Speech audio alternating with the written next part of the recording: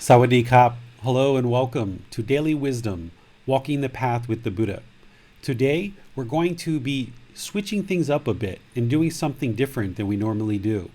We've been conducting our group learning program for the last 6 months here using our virtual classroom in Zoom and live streaming out to Facebook and YouTube. And the students that have been involved in this program have been learning and practicing the teachings of Gotama Buddha through a 6-month educational program that started back in February. Well, today we're about 1 month away from the completion of this program.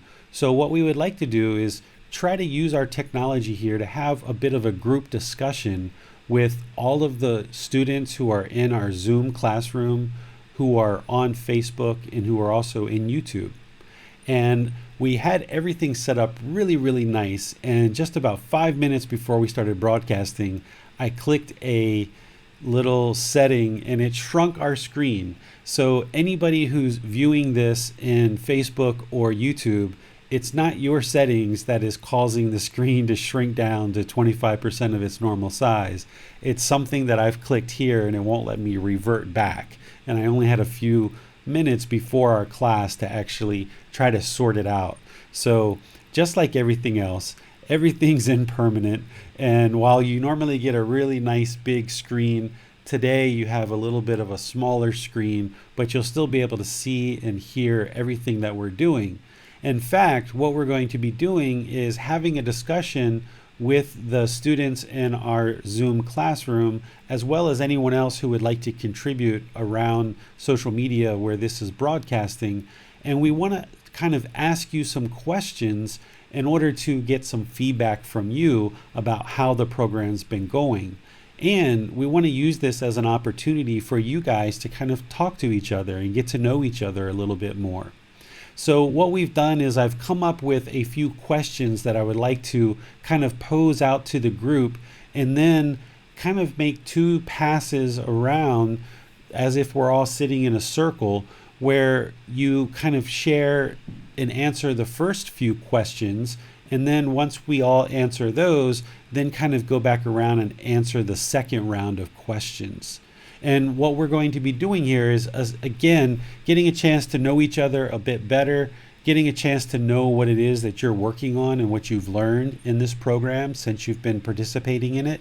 And then ultimately, by the time we do the second round of questions, we're going to be looking for some feedback of things that have gone well for this program and things that you feel that you would like to provide some suggestions or some ideas of how we can actually improve the program.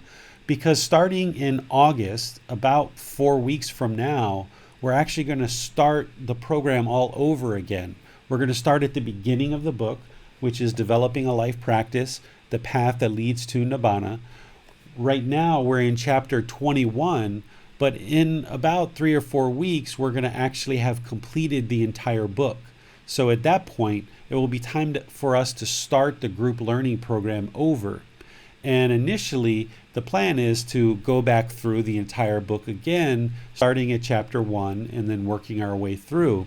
However, depending on what feedback we get from the various participants that have been participating as students in the program, we may decide to change that or adapt that based on what feedback we get and how you guys share with us that things might have went throughout the last 5 or 6 months. So let me start with the first round of questions and share with you what we have prepared for you guys to answer as we go around and get you guys to participate in the questions and in the discussion.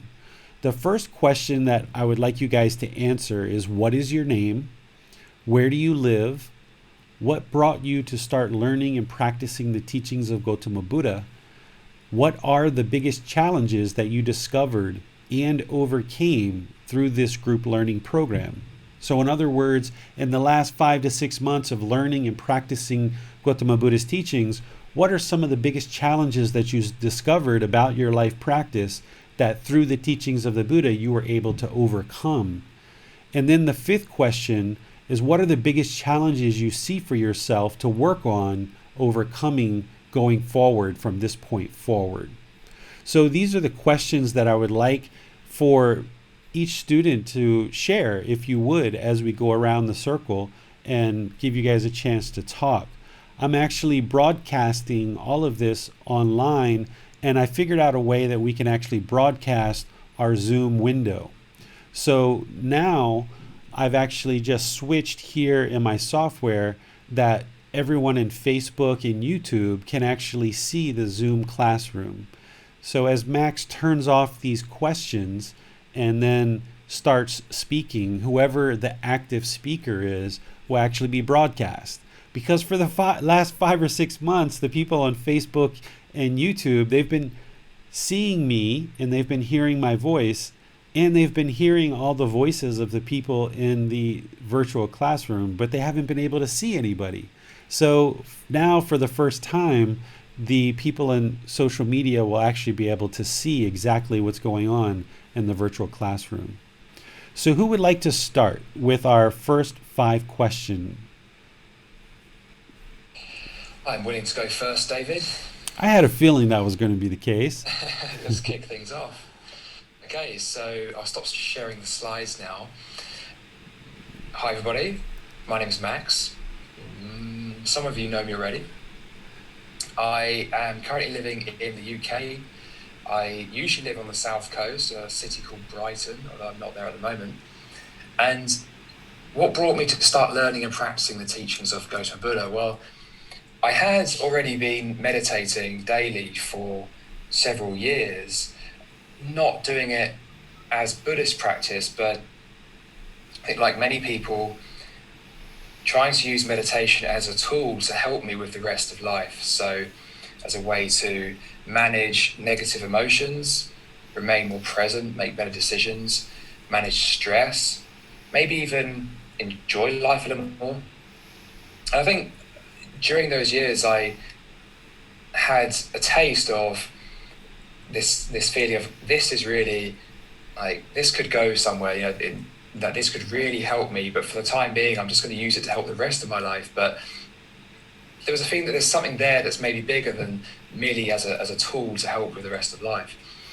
And it was then actually when I encountered David in a trip to Thailand, and with your guidance, David, it really sort of started to come together in a way that I felt like, rather than use this to support the rest of my life, this is like a taste of real freedom. What I've been trying to obtain with the rest of life, which I thought was helping me towards freedom, hadn't really been working. I tried many things. I jumped onto an office career, career in sales, basically straight after university, and I thought that would provide freedom, but actually it seemed to take it away after a few years. And then I started a business that I could operate online, and so I had this dream of being able to travel the world whilst working on a business, which just sounds amazing, and it was great many times, but it also came with many drawbacks as well. And ultimately, though, it didn't actually satisfy me. And so it was only really when I started applying deeper teachings and more refined teachings, and not just stuff I'd heard online through meditation apps or various other resources, that it all started to come together in a way I thought, actually, what should be going on here is maybe rather than using meditation to support my life, maybe my life should actually be used to support my mind, to liberate the mind. And so ultimately it came to this realization that liberating the mind is really the point. That's really what I should be aiming for, rather than trying to cultivate my external world in various ways to help the mind. Actually, it should be the other way around. The mind is really what I should be working on directly. So that's how I eventually ended up beginning to learn the teachings of Gotama Buddha. So I'll move on to the next question now, which is, what are the biggest challenges I discovered and overcame through the group learning program? First thing that comes to mind is simply my meditation practice. So it became more consistent. It provided more consistent benefits. there's a number of ways in which it changed. So the first is that I just started meditating more. Whereas before I was meditating once a day, usually, sometimes twice, maybe 20 minutes a day on average. Now I don't time it, but it's usually 2 or 3 times a day, and usually probably 20, 30 minutes a time. But just simply getting in greater quantity of it just really helps it become more consistent and allow myself to focus more readily. But another thing which is quite interesting was what I was doing during meditation. So with the advice that you gave, David, to focus on the tip of the nose, because before I was focusing on the abdomen, and interestingly that made a big difference, because the abdomen is very, very changeable, and for some people that might work better, but for me, having a really consistent point to focus on seemed to allow the meditation to become more focused, and generally I found myself being more calm during meditation and experiencing greater benefits to the mind that seemed to last longer. And the third way in which my meditation was helped was not applying too many strict rules to it, not sort of trying to be too rigid in terms of when I would meditate, how long I'd meditate for, not apply too many expectations on myself. So, for example, I'd sit down and I'd sort of say to myself that you can get up at any time. And knowing that I could get up at any time, in a roundabout way, sort of made me not get up. I thought, I'll just go another minute, just see what happens. And usually I'd end up sitting for longer with that approach, not shorter. So that all of those things came together in quite a helpful way during this group learning program. So the last question, what are the biggest challenges I see for myself to work on overcoming? First thing that comes to mind is right speech. So putting the Eightfold Path into practice, and particularly right speech, because I notice when I maybe speak a bit abruptly, sometimes a bit harshly, it's an old habit that I have, and I don't mean it often in a harsh way, but sometimes it just seems to come out that way. So it's something I've been working on consciously. It seems to be improving, and so I'm going to stick with it. But it's interesting to reflect on the teachings as you learn them and see how, oh yeah, there was a moment in that relationship or in that conversation where I was hitting, the 4 of the 5 factors of well-spoken speech, but maybe what I said wasn't spoken gently. And so despite it being true, helpful, right time, spoken with loving kindness, so good intentions, it still maybe wasn't spoken gently. And so you can trace it back and go, okay, so that's why I'm experiencing the unwholesome results of that. So yeah, really noticing the wisdom in teaching, and that's a focus for me. So hopefully that's been useful to you guys, and that more or less completes my 5 questions. Maybe I'll add something to your list, Max, that you overcame the technology of being a moderator. Yeah, that wasn't without its challenges, but we're still tweaking that, aren't we? Yeah, when we first started, the first 3 or 4 sessions, we really had a lot of challenges with the technology. And then now we've had a clear run at technology for quite a long time until I just clicked that one little button. And yeah, we had quite a good streak there. So all right. Well, thank you for sharing that, Max. And thank you for being our moderator for the last 5 months and for the next month that we have going forward. Oh, it's an absolute joy. Yeah, no, thank you. Very glad to help. I think we all can see your generosity and your loving kindness and compassion to be willing to do this twice a week for 2 hours at a time. So that's 4 hours a week, and times 4 weeks, you're dedicating a good 16 hours a month of your time minimum to do this work. And I know that I really appreciate it, and I imagine all the people on Facebook and social media, YouTube, that you're kind of like their voice in the group learning program to help them get answers to their questions. And even folks here in our Zoom that submit questions oftentimes through the chat window, you're the one that makes sure that the questions get answered, and we're all kind of progressing with exchanging information. So I really appreciate it, and I'm sure I speak for everyone else that they really appreciate your work too. Oh, thank you very much. Yeah, that's great to hear. Really glad, and it's great to know that it's useful, that the time is well spent. Absolutely, absolutely. I think that, for me over here in Chiang Mai teaching, if I was teaching and looking at comments in three different places, Zoom, YouTube, and Facebook, and trying to keep track of all of that, the seamlessness of these classes, of what goes on in the background, I can see you as I'm teaching, and I can see other people in the Zoom classroom, but oftentimes I see you heads down, just really going at it with chatting. And I imagine that you spend more time doing that than the actual learning. And I know that you've shared with me that after these sessions are over, you usually listen to the podcast or the YouTube video back, because you've been so busy during the actual learning session that you didn't have time to actually learn because you were actually working. So that's a sacrifice that you're making for everyone else, that you're able to dedicate your time and attention to that, and then you kind of still learn offline once the class is over. Right, yeah, thank you. That's actually a good point, because when I am moderating, I have to try and maintain singleness of mind. So I generally am focusing on, say, one thing like the Facebook window, and then maybe I'll listen for a bit, and then I'll go back and answer a question on Zoom. So yeah, I always listen back, because it's been important for me to not allow my mind to scatter between each window and each thing that's going on, so I can actually operate effectively doing it. Glad to know it's been helpful.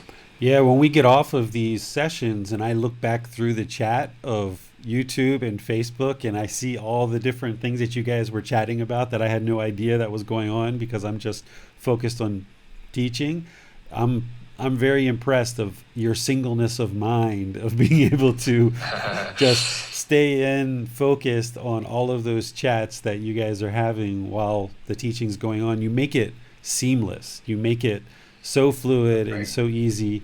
And your accent helps a little bit, make it more clear too. Very, very. Queen's English helps, yeah. I say accent, but to you, it's normal speaking, I'm sure. I didn't realise I had an accent, to be honest, until I left England, yeah.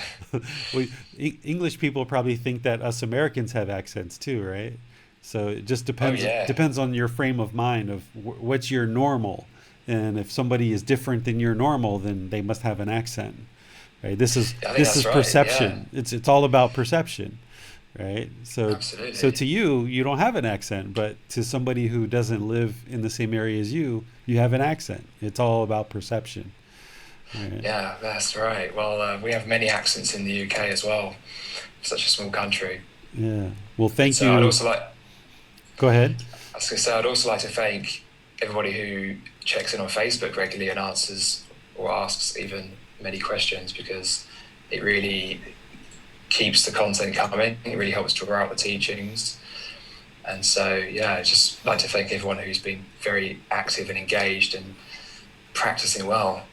Yeah, we've had some outstanding questions over the last 5 or 6 months in these online sessions, and then also in the Facebook group as well. So excellent. Thank you for all your effort, Max. I really, really appreciate it. Yeah, yeah, very glad to help. Okay, who would like to share next? I can go to Amina on Facebook because she's typed her answers out. So thank you, Amina. Sure, that'd be great.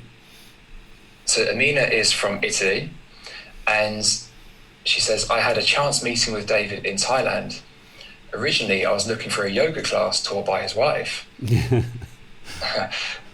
I had been meditating on and off, and after a few classes with David, I began a more regular daily practice.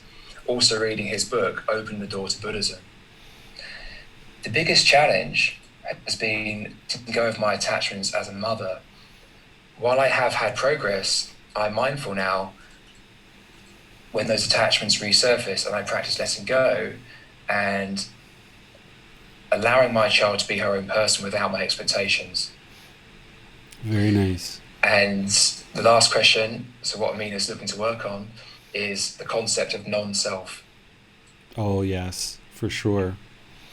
Yeah, Amina is originally from America. She grew up in, I believe it was New York, and she now lives with her husband and daughter in Italy.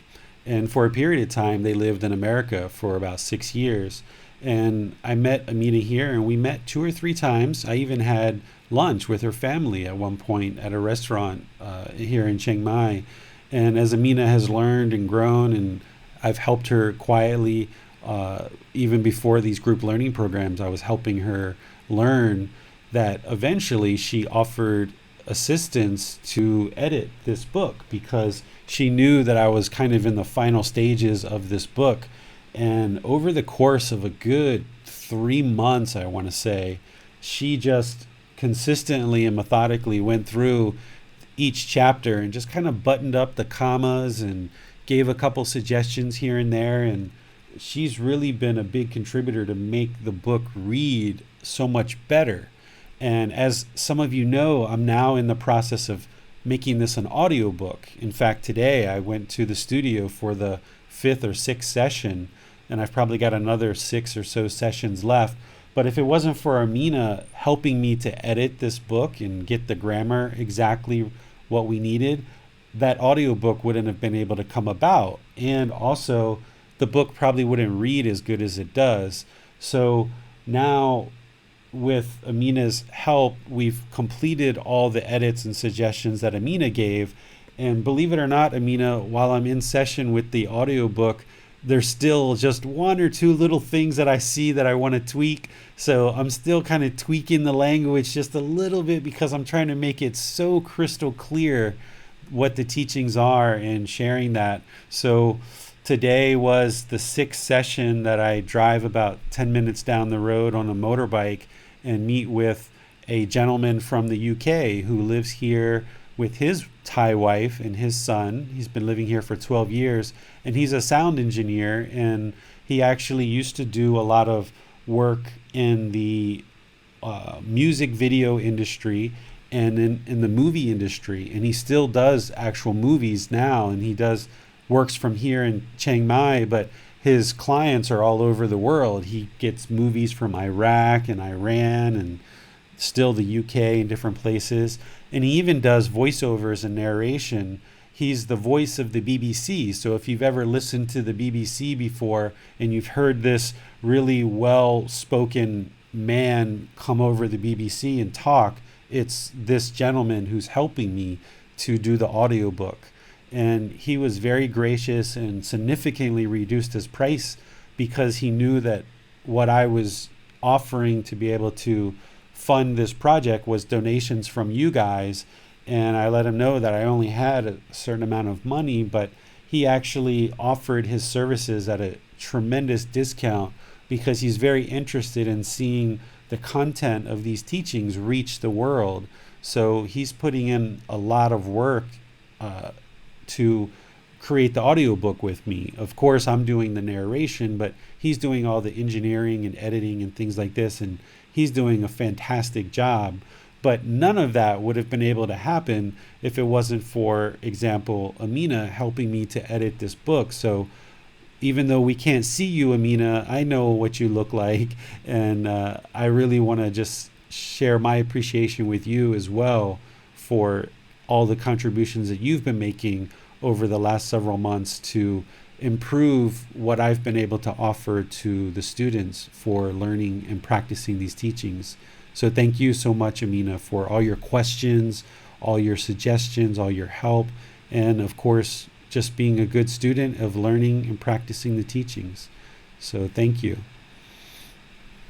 All right, so Absolutely, who's I next? second that. Yes, yes, we all have Amina to thank because when I first left, you guys don't know my story, but I dropped out of high school in ninth grade. So the last grade that I ever completed was eighth grade. So when I dropped out of high school, I went and got my GED, and I passed the GED, and I just went straight to college because I was kind of done with high school.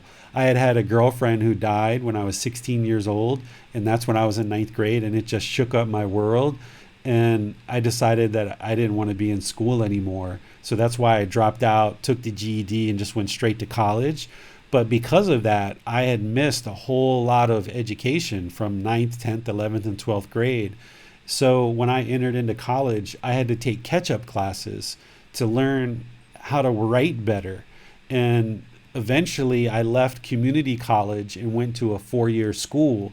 And I tell you, I had to work really, really, really, really, really hard for my B's, right? Like I was a B student in college, but I worked really, really hard for those B's. In all my major classes, I got A's, but in anything that had to do with writing, I always struggled. So it's kind of ironic that I've written 3 books now and published them. Before this book, I wrote 2 books on traditional Thai massage. But the beauty there was I was working with a publisher, and everything went to the publisher in the UK, and they actually had a whole team of graphic artists and editors and all kinds of people that helped create the book. This book is self-published, so someone like Amina really helped because my grammar isn't what I would consider to be a professional author, but nonetheless, I feel like the book came together really nicely and it reads really, really well. So I'm really thankful for not only Amina, but even all of you guys out there, whether you're listening to the podcast or you're in the Facebook group or YouTube channel. One of the things that I did is as I was writing the book, I would publish the chapters in the Facebook group. And as everybody was asking questions or commenting or different things, as people were asking really good questions, I would incorporate those into the book. So this book started 1.5 years, 2 years ago with just 1 chapter, and I wasn't even planning to write a book.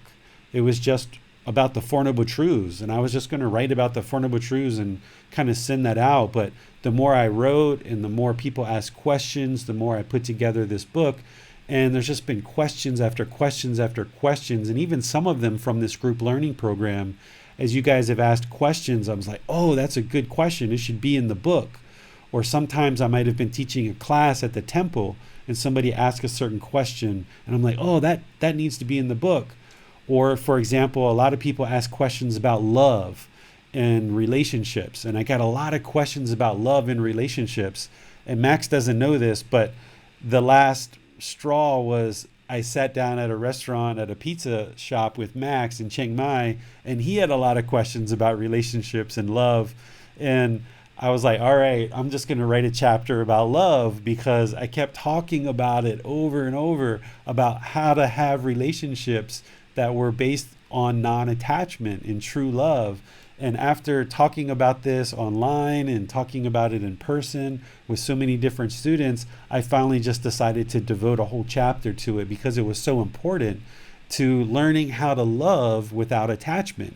It's so key and central to awakening the mind and to enlightenment. So Max was kind of the last one who asked a bunch of questions about love, and I was like, all right, this is like the 20th person that I've answered these questions to. Let me just write a chapter about it. So this book, the way that I see it, while I'm the author and the information and wisdom is coming from my experiences and my practices, but ultimately from Gotama Buddha, while I'm the author of this book, it's really a collaboration amongst all the students and all the thousands of people that I've been teaching over the last many, many years, because all those different questions have been put into this book in one way or another to make sure that I've essentially answered every foreseeable question that could arise, and I've answered it at a certain level of detail. And then as we go through this group learning program, as you guys have questions in Facebook and so forth, we dive deeper and deeper and deeper down into the teachings. And the book is just kind of like a way to get started and kind of take in the initial wisdom of Gotama Buddha's teachings. And then these classes and Facebook and retreats that I host here in Chiang Mai and classes I have here in Chiang Mai are a way for students to go deeper and deeper and deeper into the wisdom of how to practice the teachings of Gotama Buddha that lead to enlightenment. So while I'm thanking Max and I'm thanking Amina, I also would like to thank all of you and all the thousands of people that aren't even listening to this that have come and gone at different times and asked many, many different questions, because it's all those questions and all that experience of answering those questions that have made its way into this book so that it can benefit all of you going forward. So thank you. I think when I first met you, David, the book was on edition 3, and it's now on edition 7 or 8. And in the 12 months or so in between, there are many, many, many, many iterations of new topics, new questions, refinements here, refinements there, adding bits. And so the book now is a very refined version of what it was when I first encountered it, a lot more content, and very tailored to, I think, the needs of people today. So interesting to know that it was ultimately I was the last person to ask the question about love before you wrote that chapter. Yeah, and in the year and a half that I've been writing this book, that's why we went through 7 editions, because I kept thinking that I was done, right? Edition 1, I was like, all right, I'm done. There's 4 chapters. I'm done with this book. But then the questions kept coming and coming and coming. So I was like, all right, here's an edition 7. I just added 3 chapters. And then, okay, more questions came. I added another 4 or 5 chapters. There's edition 3. Okay, I'm done. I'm done writing this book. Nope, more questions kept coming and coming. So eventually, what we've gotten to is an edition 7. But in reality, what most people probably would have done is just locked themselves in a room for a year and a half, 2 years, and just wrote a book. But this type of book wasn't that kind of book to just lock myself in a room and write it. It was a collaboration between the students. And the more that I was writing and publishing on Facebook, the more questions that came in. So that's why the book kept growing and growing. If you look at chapter 3 that you got about a year ago, Max, it probably only has about 12 or 13 chapters, because the chapter about love is chapter 14. And that would have been written right after I met you because of that conversation we had. And then now there's 24, 25 chapters because of all the other subsequent conversations that I had with so many different people here in Chiang Mai and other places around the world, as people have been asking more and more questions. So I feel like now we've really got a really good, solid baseline of teachings to be able to share with the world. Nice. Yeah, and I think the new chapters really resonate with people for that reason. This idea of true love versus attachment is it goes against a lot of what is expected of us in culture and the way we're conditioned to behave, and it's a very powerful message for people. So yeah, glad that was included. Yeah, exactly. And one of the things that I see in some teachings where people teach Gotama Buddhist teachings, they say that you can't love and be enlightened at the same time, which I know is 100% not true. And some people will say, if you have a life partner, you can't get enlightenment. Or if you have a son or a daughter, you can't get enlightenment, which is, we know, very untrue, because Gotama Buddha had a son and a wife, yeah. Right? So, but this is still what people are teaching. So the more people kept asking these questions about this, and I realized how much misinformation is in the world about Gotama Buddhist teachings, that's when I said, okay, I just need to write a chapter about love so people can understand how to love without attachment, that it's absolutely possible to have a life partner and have children and still attain enlightenment as well. And now we have that chapter to be able to share that. Wonderful. Well, we have some more answers from Facebook. Okay, let's go over to Barsam. So Barsam is from Egypt, and we've seen you on many calls recently, Barsam, and you're also very active in the Facebook group, so I'd like to thank you for that. Barsam says he was looking for the truth for many years, and finally it's obvious that he's found the way leading to the truth. Barsam says, the biggest challenge for me was to find a scientific, logical, and ethical philosophy of life. I found many major answers through the answers provided here. And lastly, I'm facing some challenges in dissolving ego, and some related to the thoughts that arise in my mind while meditating. Okay. Well, Bassam, I'll just step in there. Thank you for sharing that. And for those things that you're still working on, that's the reason why I put this question in there, is because this is your independent practice for every single person. It's your independent practice. I'm here as a guide, as a teacher. I'm the one who's kind of holding the light and showing you what the path is. But it's great to hear actually that that you're working on ego and you're working on some of the thoughts that are arising in meditation. So continue to look at those things and continue to ask questions either in the Facebook group, the online class, or schedule a meeting with me privately, which is something I've opened up in the last week or two, where all the students, whether you're in this program or not, if you're listening to this on the podcast or wherever you hear this, you can actually schedule a one-on-one meeting with me, and you can schedule many if you want over the course of the coming months and years, where I can do video talks with you or audio and can give you some private guidance. So you're always welcome to ask questions in the Facebook group, but if it's something more private that you would like to have a private discussion with, you're welcome to do that. And there's been many students that have been taking advantage of that and spending time to do that. And that's a great way to learn and get really targeted guidance from your teacher. And it's a good opportunity for me to get to know you a bit, because the more that I know you and I understand your mind and I understand a little bit of your life, about what's going on in your life, the more I'll be able to kind of help you with these teachings.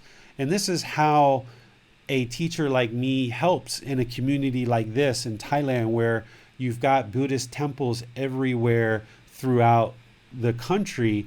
The Buddhist temple is kind of like the community center where all the villagers, as they're having challenges in life, they will go see the monks and get guidance in the Buddhist teachings. The monks won't tell them exactly what to do, but he'll just give them teachings in which they can reflect on and improve their life and make decisions.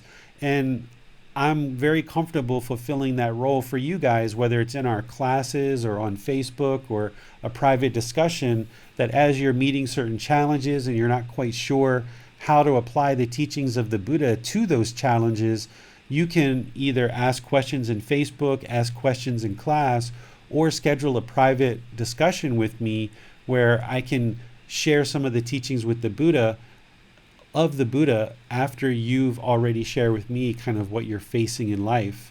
And I've even done this with like Bill here in Chiang Mai. We've had a few lunches together where we've sat down and Bill and I have talked about different things that Bill's facing. And that's a really great way to get some real targeted guidance in your practice. So I would just like to let you guys know that that's available for everybody. And one of the beautiful things about where we are in current times is during the lifetime of the Buddha, only the people that lived in that region of the world were able to learn and practice the teachings with the Buddha, because the Buddha was only in that region of the world, a very small, isolated part of the world. But nowadays, with modern technology, I can actually share these teachings with anybody in the entire world that has access to the internet or access to our place here in Chiang Mai. So I can help people in America, in South America, in Canada, in Europe, in the UK, in Australia, in Japan, China, Greenland, New Zealand, Africa. I've been teaching students all over the entire world through these group learning program and through private discussions. So that's one of the beauties about where we are in our current time frame in this lifetime, is that you can reach out and get help with these teachings no matter where you are. One of the things I was sharing with Max just the other day is that I kind of see the Facebook group almost like an online temple. It's kind of like I'm there in the Facebook group, and as the students come in and out of this Facebook group or this online temple, you have the opportunity to come into the group, ask certain questions, get help, and then leave. Just very much like a online temple. And that's how I kind of view what we're doing here. We've created this kind of online version of a temple. So you're welcome to get advice, Bassam, with anything that you're facing in terms of the challenges of learning and practicing these teachings. So thank you for sharing that. Yeah, thank you, Barson. Okay, so I know that Bill is interested to answer questions. So I'll go ahead and unmute you, Bill. Hi, everybody. My name's Bill, and I'm currently living in Chiang Mai. I'm originally from the West Coast. My family's in Portland. I was born and raised there, but identify more with California and the Bay Area. That's where I lived and had my teaching career for 20 years, and then I retired here. And originally, I became interested in Buddhism as a result of entering the rooms of 12-step for alcoholism, and trying to come to terms with a higher power that worked for me. I was raised a conservative Christian, and that path just wasn't working for me, and so I needed to find a higher power and a spiritual path. And so I did a lot of reading, and just sort of dabbled for many, many years with the teachings, but never really diving into it seriously. There was a period of time while I was still in the Bay Area that I discovered a Sangha in Saratoga, and they studied, they were in the Tibetan tradition. And I attended many classes there, and I learned a lot. And then towards the end, they started practicing a lot of the rituals with the water bowls and the prostrations. And I don't know, at that point, I just sort of became, I don't know, discontent. I was thinking, this isn't for me. And so I walked away from that. I thanked the teachers, but I moved on.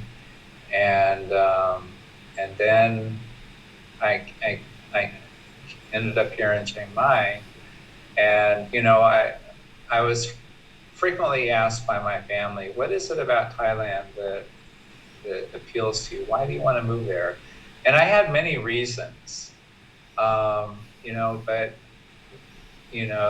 the first one that always came to mind was the people. And what is special about the people? Well, 95% of them, last I checked, follow the path of the Buddha. And they're just the whole culture, and now having had exposure to the teachings, and especially the way David, as a fellow American, and the language and the examples, they just resonate with me. So I'm very grateful. I don't remember how our paths crossed, how I discovered you. I probably originated on Facebook, and then found out about at Wat Chung Yu, the sessions there before COVID-19, had opportunities to go there and study, and ask questions. And moving on to the fourth one, the biggest challenge I discovered and overcame. Well, I'm still overcoming some of them. I've always struggled with meditation and just sitting and being quiet. My mind is like a squirrel. Or I used to have a hamster in my classroom. Kids love that little thing, and it would just get on that treadmill and go, and it would just remind me of my mind. And so I thought, what challenges have I had in the past as far as scheduling and starting something new? And when I couldn't go to the gym anymore, I started this home routine. And after I exercise, my mind is in a much better space to sit and to be quiet. And so what I did was that became the time when I would sit and meditate, and I would put on one of David's podcasts, and I practiced chanting. My favorite one is the third one on Spotify, where I do the chanting and the brief mindfulness, meditation, and then the loving kindness. So I've been doing that. And even now that the gym's back, I still have a time in the evening where I do that. And then I would say my biggest challenge, the last question that I see myself trying to overcome, is to continue to work on the attachments, especially of my family. I moved here February of 2018, and I made a commitment to my family. I said, I'm moving away, but I'm coming back. My plan is to come back twice a year. I was scheduled to go back in March of this year, and then of course COVID-19 threw a wrench, so to speak, into that plan. So, I've talked with David about that, about my attachment to my mom. She's 87, and I don't know how much longer I'm going to, have her in my life.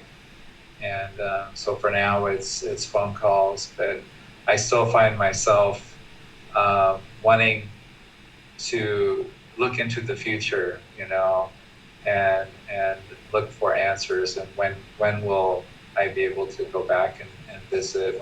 When can I see my mom? Will I be able to see my mom before she passes? So all of those things have to do with the attachment, instead of just letting it be, letting the situation, and accept the situation as it is, so to speak. So I am very grateful to you, David, for teaching in a way that the teachings make sense to me. And I remember, and I'll end on this note, you said it's so much easier to practice in a country where a majority of your fellow citizens are also practicing, and I've found that to be the case. That doesn't necessarily mean that there aren't plenty of opportunities for me to practice, especially right speech when I get frustrated. But that's also something that I've really worked on. And a lot of times in terms of right speech and right action, I don't get sucked into a lot of the debates on social media, because that's definitely an area where my mind will become discontent, wanting people to stop fighting. I've seen friends and relationships torn apart over current events that are happening in the States, and they're mutual friends of mine. And but I understand now. I have an understanding of what's happening, so I'm grateful for that. And just as an aside, thank you again, Max, for the work that you're doing to help support David and the teaching. So I've talked plenty now, so thank you for giving me the opportunity. Yeah, you're welcome. And thank you for bringing up about your observation of what it's like to learn Gotama Buddha's teachings and practice them when you're surrounded by millions of people that are also practicing them. And there's a real beauty in that, because you can learn the teachings and then see them, how they're being applied by other people. This is what it means to be part of a sangha, or a community of practitioners. Sure, you guys are all at different places in the world and you can learn and practice these teachings, they're the natural laws. So these natural laws apply everywhere in the world. But one of the things that Bill has by living here in Chiang Mai is being able to observe other practitioners. And it's not that everyone else is telling you what they're doing and how they're doing it, but if you understand the teachings and you sit down at a restaurant in Thailand and you see them bring you free fruit at the end of your meal, you know, that's generosity. That's loving kindness. That's compassion. Or if you're talking to a Thai person and you might see them maybe start to get a little bit discontent, but then they cut it off and they just smile and they say, okay, I'll take care of that for you, right? You can see how people practice. And this is one of the reasons why once COVID's gone, I'll start having retreats here so that people can actually start coming to Thailand and live here, even if it's just 5 days, 10 days, 1 month, 2 months. You can actually come here and live. And there's actually students that have come already that I'm not having a retreat necessarily, and they'll just say, hey, David, can I come live in Chiang Mai for 2 months or a month or 6 months? I want to just learn with you and live there. And there's plenty of people that are starting to do that. So if you find that you have some time in your life and you would like to come, whether it's 5 days, 10 days, 1 month, 2 months, you'll come meet me and Bill, and we'll take you around and we'll show you what Chiang Mai is all about. We'll take you through the temples and some of the other really beautiful things here to see. And you'll get a chance to practice the teachings amongst other practitioners. And you'll get to see how these teachings work in a large society of people who are all practicing these same teachings. And it's really like night and day. If nobody ever told you anything about the Buddhist teachings and you just came to Thailand on your own, you would see this warmth and this generosity and this love and this kindness and this compassion. And you would know you had landed in a place that's completely different probably than where you grew up. But you wouldn't know why. It was just like, wow, these people are so different than where I grew up. But for you having learned these Buddhist teachings now, and now getting to have an opportunity to actually see them being practiced amongst millions of people and seeing how a Buddhist society can really function in a very conducive way where you don't see hostility, you don't see aggression, you don't see road rage, you don't see fighting and bickering and all of the things. You don't see judgment. People aren't judging you.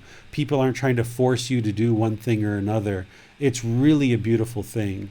And I see Bill raising his hand. He wanted to mention something. I wanted to add one more example of Gama. Mm-hmm. I went to the gym the other day, and I'm older now. I'm still healthy and young enough to be able to go to the gym, but I make mental lapses. Okay, so they have a system where you give them your membership card and then you get your key to the locker. It was an hour after I'd been on a cycling machine when I went to go upstairs to the weight area when I realized I didn't have my key. They let me get back through they kind of have one of those little things where you scan it to get into the main section. So they let me in and I went to the locker room. My locker was sitting wide open. The door was open. My wallet was sitting. It was the most visible thing right there on the edge. And it had been there an hour, unattended. And Nobody stole it. That would not happen if back in there. Yeah. That's what it's like to live in a society of people that understand Gama. They know if they steal, bad things are gonna happen. So we just don't do it. And I do the same thing, Bill. I think you guys have heard me mention, I have a bike that I brought from America. It was $500 bike in America, which wasn't a big deal for me at the time when I was making more money. But here in Thailand, that's like a 2-month salary for the average Thai person. When I ride my bike to 7-Eleven, I just put it outside, no lock, no nothing, right out in the front. I go inside, take my time. I'm not thinking about whether it's going to be there or not be there when I'm done because I know it's going to be there. and I just go in, do my shopping, and come out, and there's my bike. I used to travel by airport a lot to do different things, and one time I left for 2 weeks to go teach some Buddhism out in the eastern part of Thailand.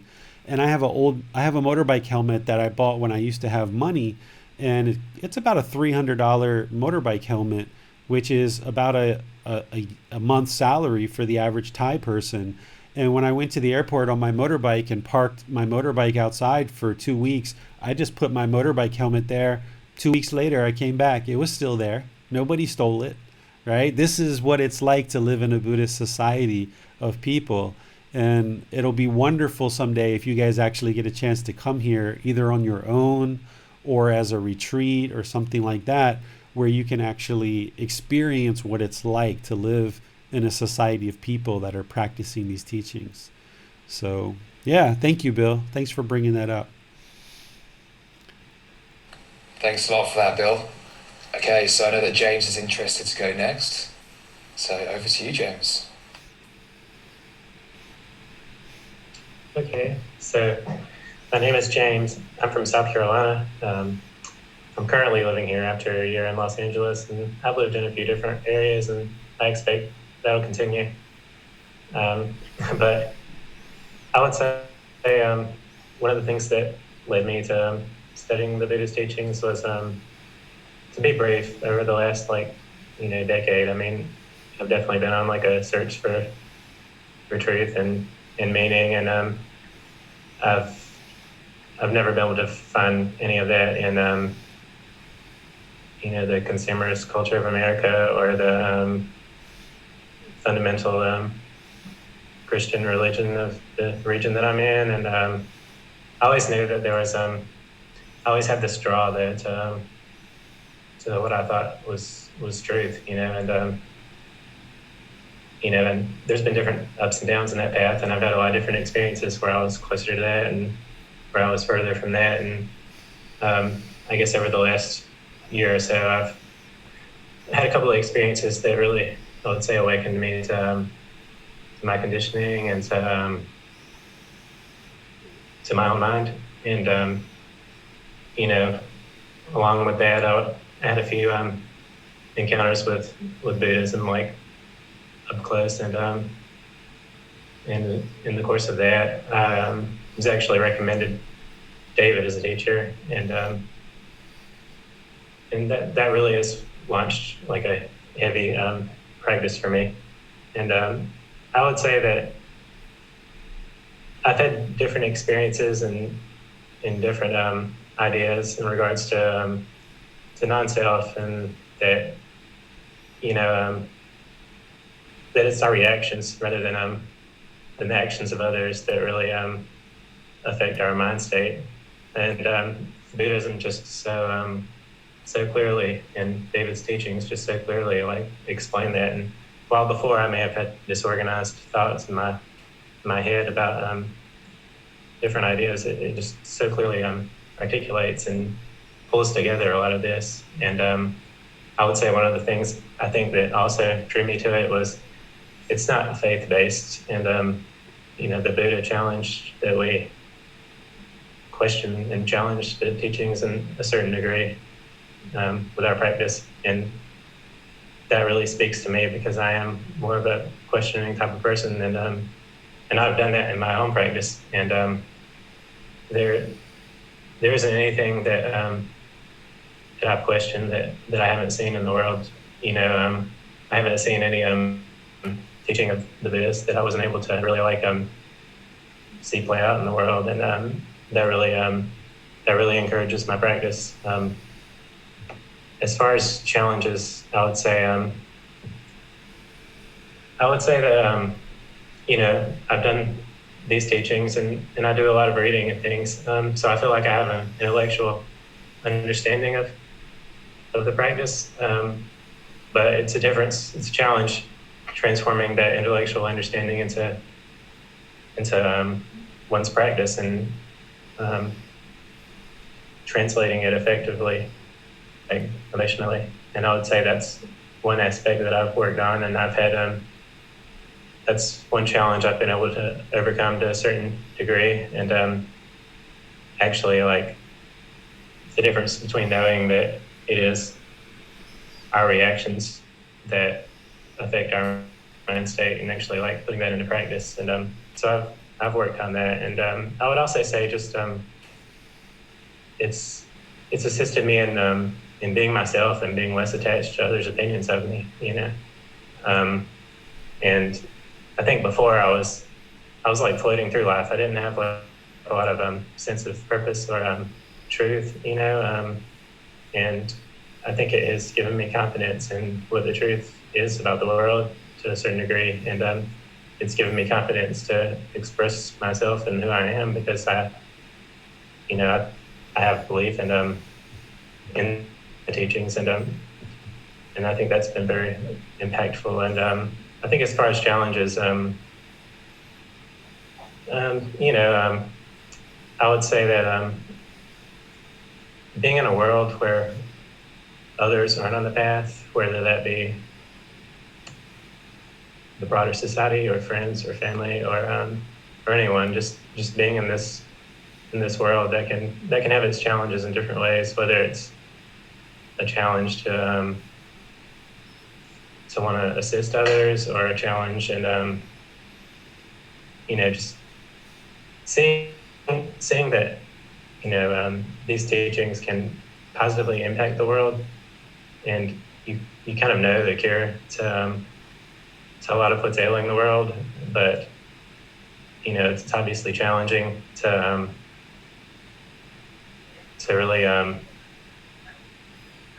really articulate that to the world. And you know, I think one of the harder things is not so much teaching others, but convincing others that there are teachings that can benefit them.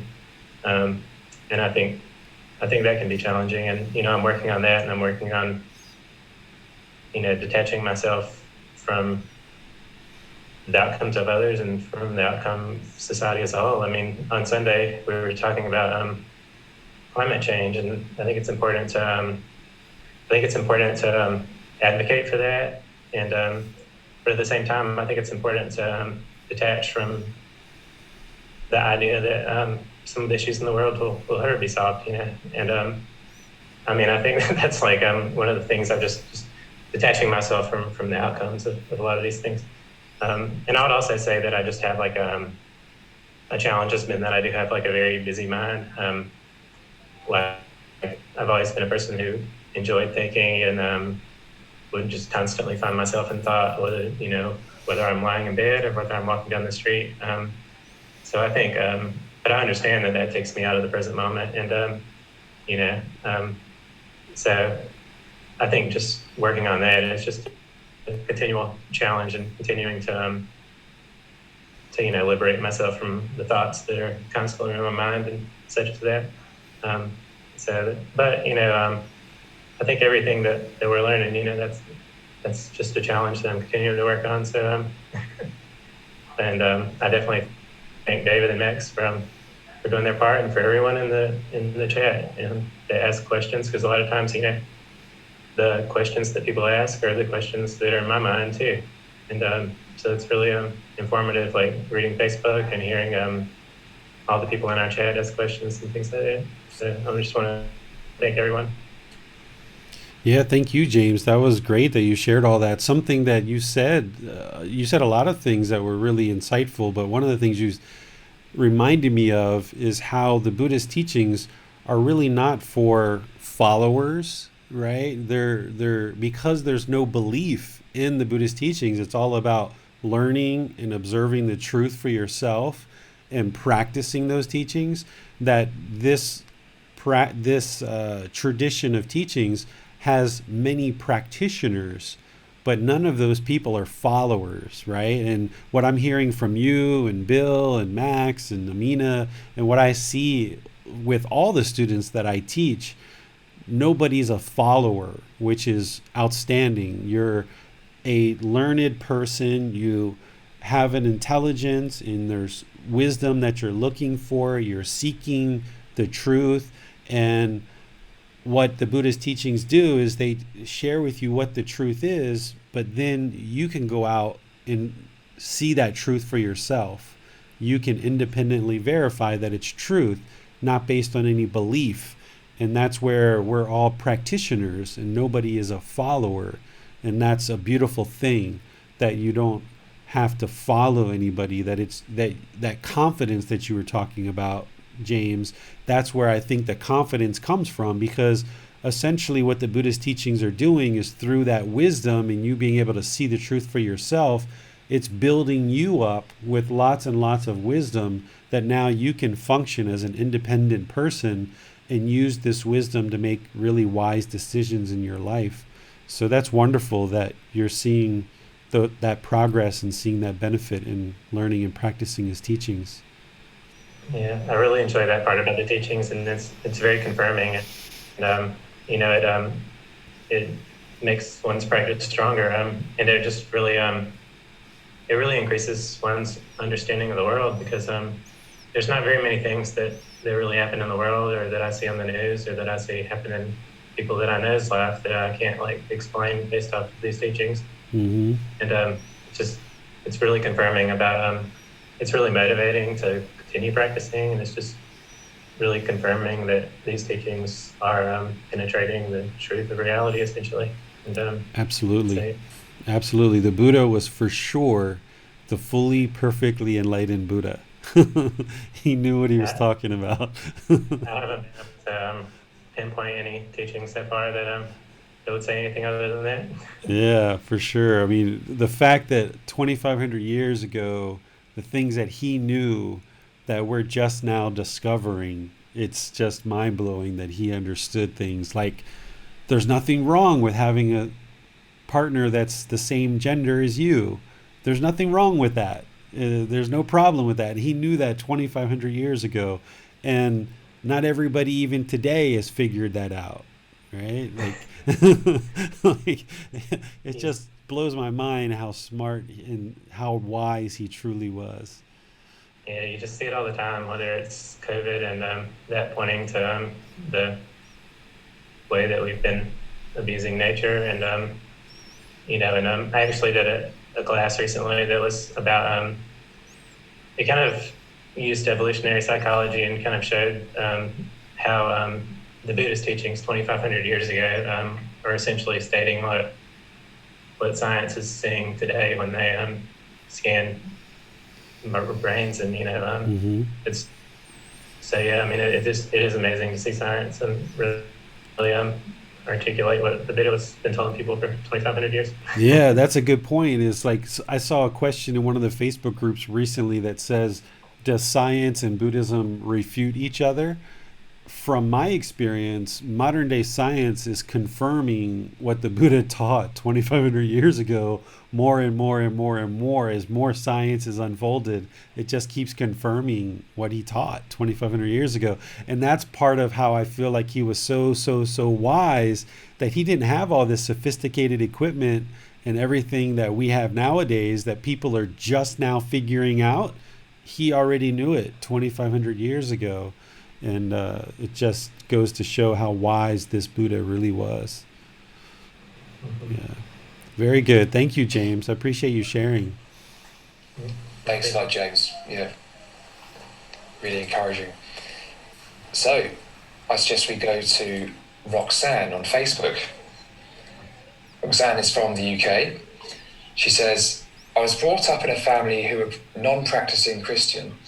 I went to Catholic school, but felt myself nothing fitted. I went in search of a faith. I needed some comfort in a somewhat turbulent childhood. I found paganism because I love the nature and gentle side of things, but it still wasn't the perfect fit, and moved away from that very quickly. Recently in life, I found myself getting stressed, feeling very lost in life. So I was looking at meditation to help calm, as the doctor wanted to give me medications. I accidentally stumbled on another podcast discussing Buddhism, and boom, it was finding a perfect fitting pair of shoes. I resonated with everything and felt it pulling me. I then accidentally stumbled upon David, and so I'm glad to have found an actual teacher. I love learning and practicing. And then the final question, the thing I'm struggling with the most is cutting off those negative thoughts and stopping reacting to situations. I also need to work on my meditation, as I'm not very good at it. I just can't shut my mind off. Okay, thank you for sharing, Roxanne. Yeah, those negative thoughts that you're having, just keep working with meditation and keep working, learning these teachings, and slowly, slowly they will start to dissipate. I used to have tons of negative thoughts in my mind as well. It took many years for me to let them go, and that wasn't even when I was really practicing very deeply. So it just is going to just keep taking time, just slowly chip away at it. I'm really glad you're here. I'm really glad you found this opportunity to be able to learn with the resources that I provide. So thank you for being here and keep learning, keep growing. Excellent. Okay, so I know that Randall, you were interested in discussing on the Zoom, so let's just go to Randall next.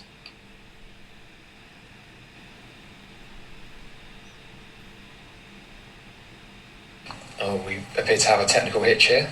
Yeah, we can't hear you, Randall. Are you? Can you hear me now? Yes, there we go. Okay, you said that was I was muted on my end. Um, yeah, my name is Randall. I live in Chiang Mai. I've been here in Chiang Mai for about 6 or 7 years. I've never met David in person, but I've been part of this group for since about March. I lost my job in March with all the stuff that's been going on in the world. So the positive thing about that is that I've been able to join this group, and it's been quite useful for me. Um, I've noticed as I've gotten older, I've started to notice that I'm just a bit less patient. I've got more of a temper than I used to have. Um, I get annoyed with things like traffic, driving in Chiang Mai. There's a lot of impermanence on the Hmm. road. And I would notice myself kind of maybe feeling like, for example, someone was driving dangerously and thinking about it hours later about how that annoyed me. And I just started to wonder why I was having such negative reactions to things that I really shouldn't be that involved in. Um, so yeah, one thing I was surprised by in this group, I had tried meditating before, and like many people, I kind of started with it and would drift away and then try meditating a little. And so originally, I just wanted to get into meditating, and I thought this group would be helpful. But I was surprised at how interested I am in actually learning about the Buddha's teachings.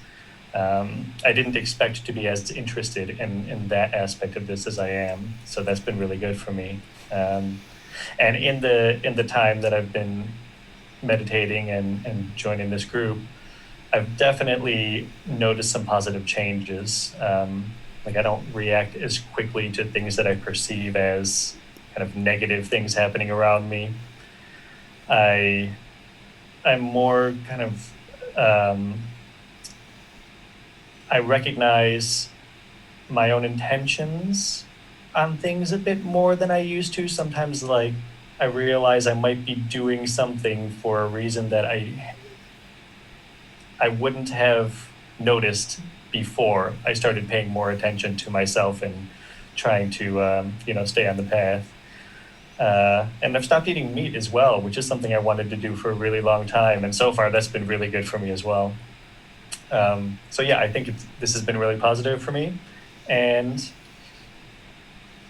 since I'm still, it's only been a few months, I probably haven't even started to identify the things that will be most difficult for me. But, like Max said, right speech is one that I'm really trying to work on. And, I can identify with Bill and James, and that, I have a very active mind that I'm trying to figure out how to silence or calm every now and then.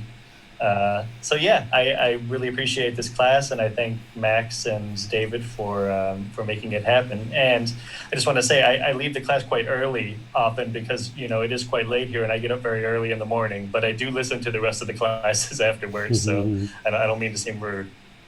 No, no expectations here, Randall. I teach, and however people need to come and go, that's fine. No expectations on my side. It's really interesting. You have a great voice. I don't know if you're into radio or broadcasting, but Your voice is perfect for radio broadcast. I don't know if others feel the same way, but you've got an amazing voice. Well, thank you. It's really beautiful. Yeah, I'd like to know what headset you're using there, Randall, because I think I need an upgrade. Yeah, if you're actually interested, I'll send it in the chat. I'll send you the details. Sounds good. Yeah, it's a wonderful sound that you've got there, Randall, and that's interesting that you're in Chiang Mai. I had no idea. So at some point, if you're interested, we should get together for a bite to eat or something, or even just meet up for a smoothie or something. It'd be nice to meet you and chat a little bit. Yeah, definitely. Okay. Excellent. Okay, so Carl was up next. Over to you then, Carl. Let me see if I can unmute you.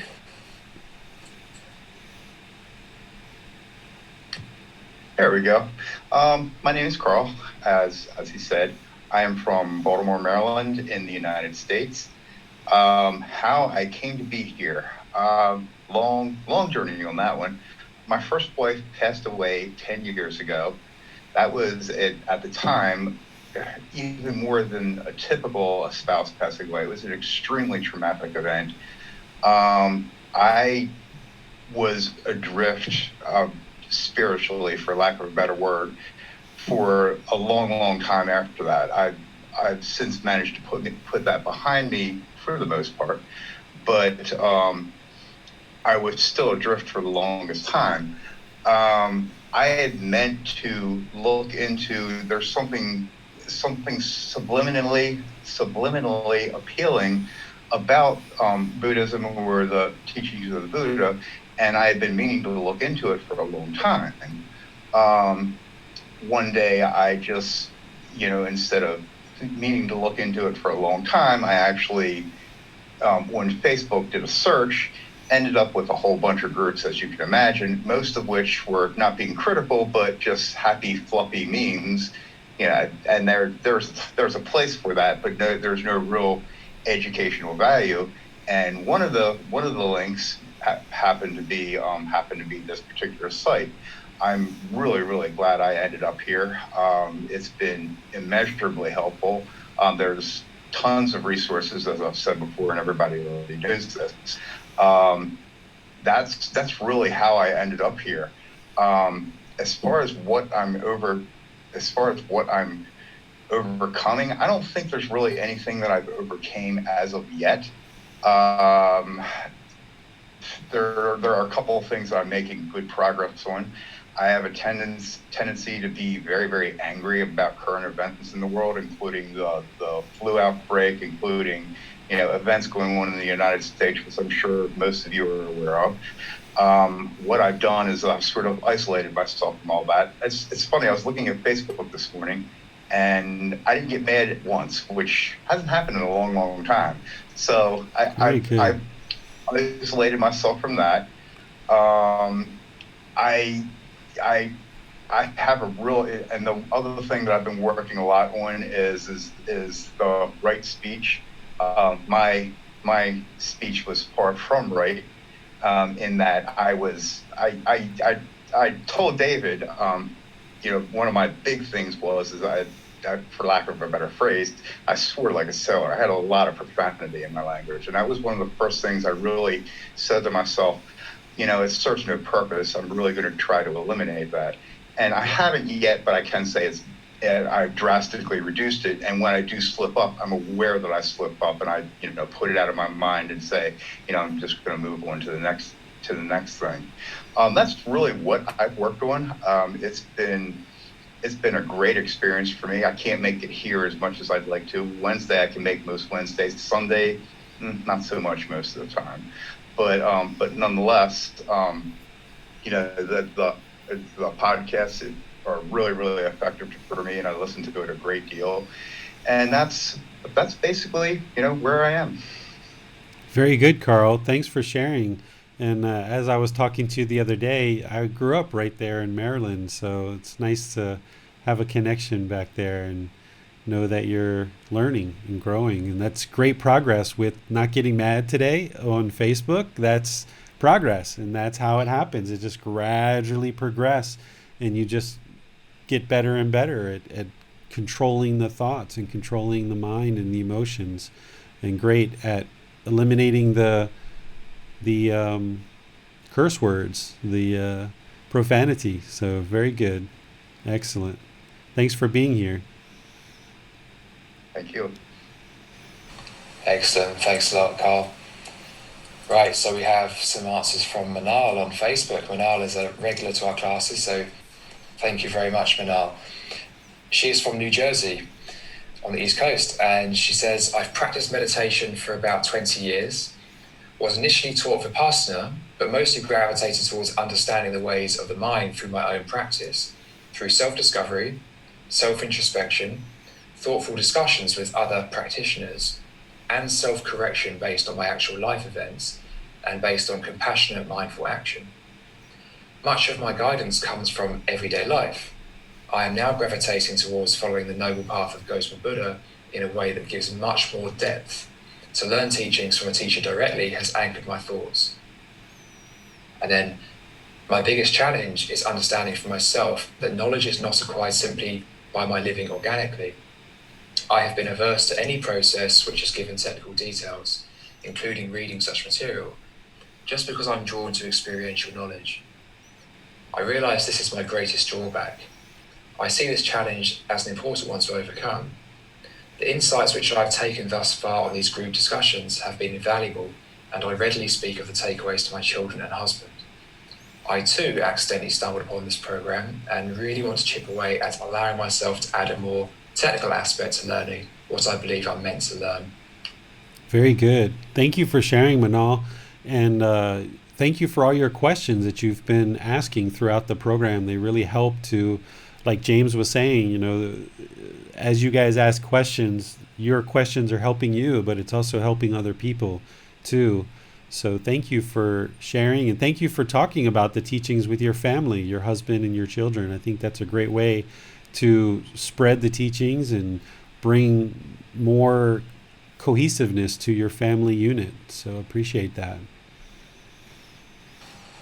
Wonderful stuff. So we have no immediate takes at the moment. Would anyone else on Zoom be interested in sharing your answers? It's okay if you don't, that's absolutely fine as well. Okay, so let's go on to the next two questions, the last two questions that I have. We can just kind of do a round robin again. And these questions are, let me go to over here where I can switch. These questions are related to the program itself. The first set of questions, I was kind of interested in everybody getting to know each other a little bit better and getting to know what it is that you've been facing as part of the challenges of learning and practicing these teachings. But these two questions are really based on the actual program itself. What I'm interested in learning from you guys and hearing from you guys, if you're willing to share, is what feedback do you have of the things that went well in the group learning program? And again, we have another month to go. And then also, what ideas do you have for things that could be improved for the group learning program? Because once we go through the next month and we finish this program, we're looking to start it again. And whatever suggestions or ideas that you share now, it'll kind of give me a month to think them over and see which ones we can actually implement into the program. So I would like to turn it back to you guys and see if there's some information that you would like to share about things that went well and things that you have in terms of ideas that could go even better for the next time around. So perhaps I can kick this round off again, David. So first of all, what feedback about things that went well? So I think the way you're able to help us with our queries and our challenges is really powerful, because you give very tailored advice to each individual that is directly helpful towards liberating the mind. And I think that's one way in which this has been distinct from other programs, because we really are very intent on the end goal here. This really is about liberating the mind. The teachers are fascinating, it's all very interesting as well, but ultimately if it's not serving some practical end use of eliminating discontent mind, then why do it, right? So I think your guidance there has been really powerful, and also that rather than just give case-by-case guidance, you also will bring that back to a very concise set of teachings. You'll always relate that back to a teaching. So it's not just saying, do this, because of course you certainly wouldn't be making decisions for anybody else, but not even just offering some thoughts, but going the extra mile and relating it back to the teaching so that we can each kind of become our own doctor, right? We can each come to understand our own mind and really learn the teachings.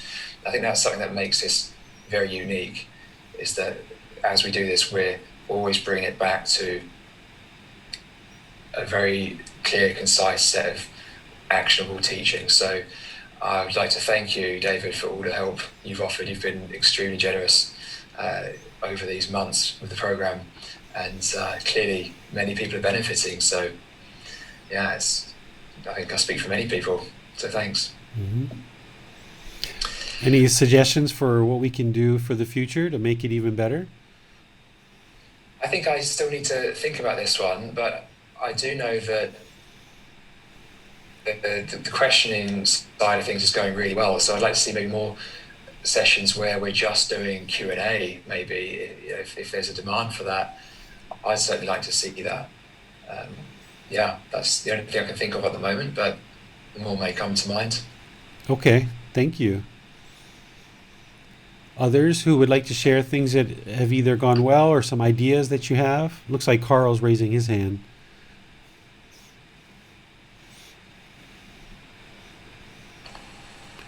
Okay, over to you, Carl. Yes, I'm unmuted. Thank you. Again, I would just like to, what Max just said, I think you probably had a spare moment to yourself sometime back in, 1997? It sounds like you run an extremely busy life, and on a personal level, I really appreciate everything that you do. I'm just going to repeat what Max just said. The only thing I would suggest is possibly what you have, the setup that you have is fantastic. One session, one live session on teachings from the book or teachings from other sources. One session on meditation, and possibly, again, I know you don't have a lot of free time, but possibly a third session just devoted to question and answer. But other than that, I can't imagine anything at all that needs to be done differently. I certainly couldn't add anything to it. That's the only idea I would have. Okay, so adding a third session. Okay. That might be challenging, and I understand. Believe me, I understand if it wouldn't be possible, but that's the only thing I could think of. I devote over 80 hours a week to sharing the teachings of the Buddha. So I have the time.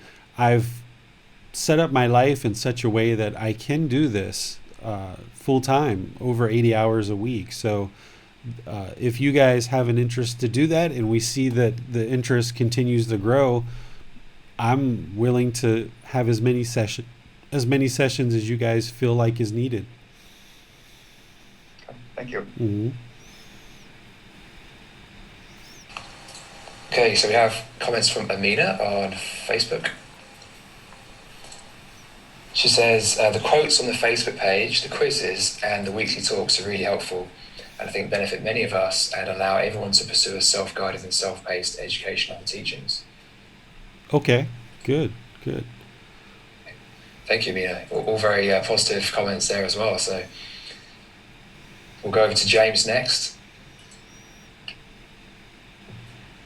Okay, I think I mainly would like to just echo a lot of what Max was saying. I think that definitely a positive of the course has been David's teachings and the way he teaches it, and I think it's almost like it's an egoless teaching of the Buddha's teachings. It's because a lot of times you may hear teachings, but it's very much like seeped in a person's opinion, and I feel like David's teachings are very much the Buddha's teachings, and I think David has had a lot of life experiences that such that he can relate to a lot of our questions, and so I think that's been a real benefit of the course. And I think another benefit of the course has been just the structure. Like, for instance, we have a week to read, and we know that on Sunday we can discuss that reading and what questions we have. I feel like the meditation sessions are really beneficial too. I think some of my best meditations have come on our Wednesday sessions. So I definitely think that's a part that went well. And I think as far as improvement, that's where I would definitely agree with Max, that I definitely like the group interactions that we've been able to have today. And I think having that human connection and that ability to hear from others, and that's a benefit too if we were able to incorporate that into future sessions. Yeah, I like this group interaction, and since I'm broadcasting usually on Facebook or YouTube, I feel like maybe the people in the virtual classroom don't want to be broadcasted over the internet, and sometimes I feel like if there's too much interaction, maybe it loses the people on Facebook and YouTube. But I think that this is really nice to have some interaction between you guys and among you guys, is more like we're in a actual room together, even though we're spread out all throughout the world. So that's one of the reasons why we kind of wanted to toy around with this idea of kind of having more interaction in these sessions. So that's good to hear that that's something that you're interested in and you feel that would be valuable. Yeah. Mm-hmm. Any other suggestions on things we can do to improve for the next iteration as we go forward?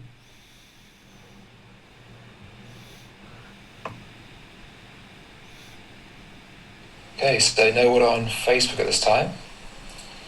Okay. Well, it's time for us to probably go ahead and end our session then. I really wanted to make this session different than everything that we've been doing in the past. And, we've got another whole month of teaching to share with you guys, and we're going to be getting into some really interesting topics. For example, on Sunday, we're going to be talking about mental illness and kind of the modern mental illness industry, and how these teachings can actually solve a lot of the challenges that we see, whether it's depression or anxiety or phobias or bipolar disorder, or a lot of the things that we're seeing in our mental health industry that modern medicine says is a medical problem. What I've discovered is it's actually not. There's actually a lot of rooting in these teachings that will help us solve those kind of problems. And a couple of sessions ago, you guys might have saw me pull out medicine out of my drawer over here at the desk, that I used to be on all kinds of different medications and for 24 years. And through the Buddhist teachings, I eliminated every single one of those and realized that there is no mental illness that I have. It was just that there was craving, there was anger, there was ignorance or unknowing of true reality, there was a self, there was ego, and I needed to eliminate all of these things from the mind. And when I did, the mind became stable, calm, steady, peaceful, calm, serene, and content with joy. That's permanent. So I'm going to share with you guys some of the things that I observed through 24 years of going through the mental health industry as a patient, and the things that I experienced in that, and then how the Buddhist teachings actually can help you eliminate those things. And then, of course, we've got even more content after that. The very last thing that is in the book, I don't know if you guys have noticed, but the very last thing that's in the book is how to determine if you've attained enlightenment. So we're going to cover, another 3 or 4 or 5 chapters. And the very last thing that we're going to cover on our very last session is how to determine if you've attained enlightenment or not. So we've got a lot more in this program to share. We're definitely not done, but this was kind of like a nice time to just kind of circle the wagon, so to speak. Everybody kind of pull up a cushion, pull up a a drink of water or a nice cup of tea or a fruit juice or something, and just kind of sit around and chat a little bit as if we're all in the same room. And the idea being that once we get through the next 4 weeks is to start this over again, because you never learn everything you need to know in just one sitting, right? Like, there's research that shows if you take a class the very first time, you kind of learn, retain, and absorb about 10% of what's being offered. You kind of learn, absorb, and retain about 10% of what's being offered. And then the second time you go through, it's kind of like a 30 or 40%. And then the third time you go through, it increases to 80 or 90%. So each time we go through this group learning program, the conversation's going to be different. What I'm sharing is going to be different. It's all based on the same teachings, but how I present it and the examples that I use, the questions that are being asked in the class are all going to be very different. So although we're going to be starting this program over and going back through the program, which I know some people are kind of waiting to join us when we start at the beginning again, for those of you guys that have been part of this program for 5 or 6 months by now, when we start it over, it's essentially going to be a whole new program, because we're going to be starting it again and we're going to be doing some different things. So I'd like to encourage you guys to continue for the rest of the next month, but then even once we get going again and we start over at the beginning of the book, that there's going to be new things for you to learn. There's going to be new questions that come to your mind. Your practice is going to evolve and go further and further. And you're going to hear things differently than you heard the first time around.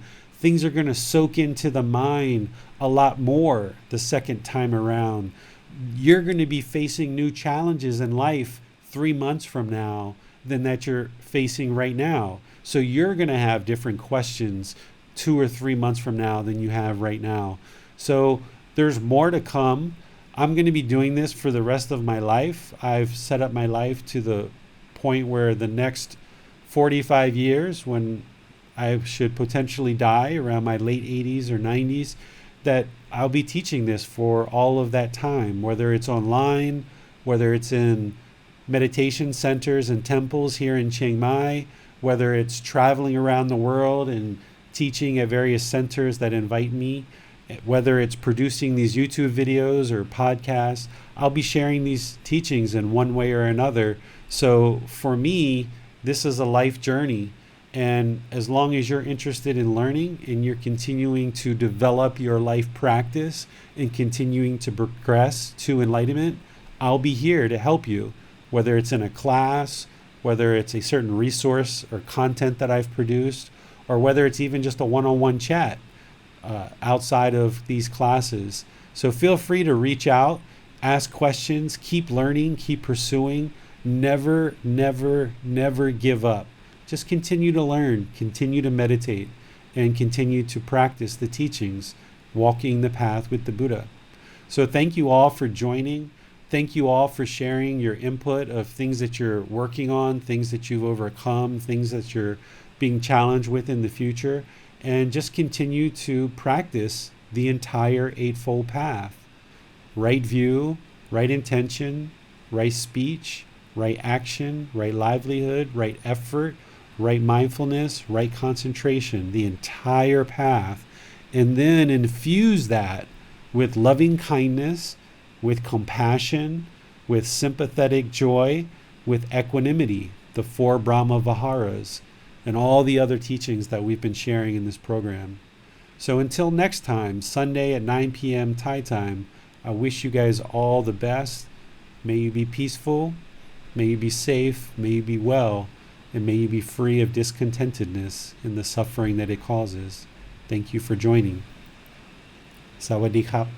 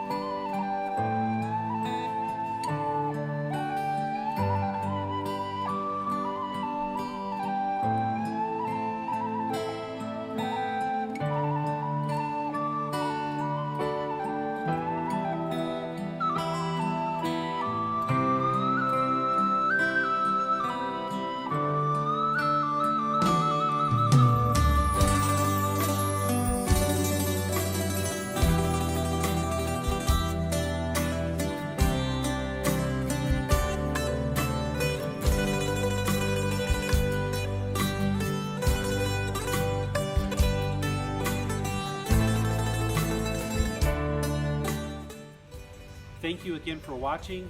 Enjoy your meditation. Look forward to seeing you online and answering any questions that you might have. Thank you so much.